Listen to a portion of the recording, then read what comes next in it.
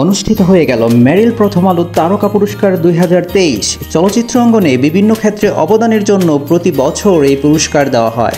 মেরিল এবং প্রথম আলো যৌথভাবে এই পুরস্কার আয়োজন করে থাকে। প্রায় প্রতি বছর নানা আলোচনা ও সমালোচনার জন্ম দেয় এই অনুষ্ঠান। এইবার তার ব্যতিক্রম নয়। এইবারের অনুষ্ঠানটি সঞ্চালনা করেছেন কিংবদন্তি উপস্থাপক হানিফ সংকেত। এইবার এই অনুষ্ঠানে 25 বছর পূর্তি ছিল। এইবার আজীবন সম্মাননা পেয়েছেন মাসুদ আলী খান। এবারের আসরে ওয়েব সিরিজের জন্য সেরা চিত্রনাট্যকার আবু সাইদ রানা, জাহিদ ফারুক, রবিউল রবি ও শঙ্খদাস গুপ্ত, সেরা পরিচালক আশফাক নিপুণ, সেরা অভিনেত্রী আজমেরি হক বাঁধন ও সেরা অভিনেতা মোশাররফ করিম।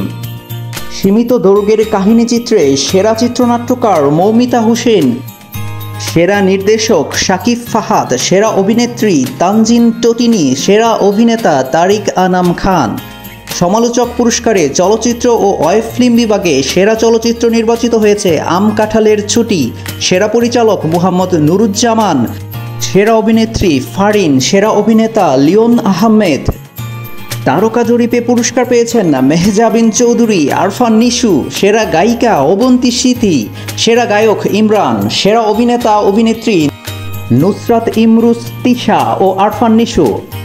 অত্যন্ত আশ্চর্যের বিষয়, অল টাইম ব্লকবাস্টার এবং ইন্ডাস্ট্রির সর্বকালের সেরা আয়কারী সিনেমা প্রিয়তমা কোনো বিভাগেই পুরস্কার অর্জন করেনি। না পরিচালক, না প্রযোজক, না নায়ক নায়িকা, না গায়ক গায়িকা।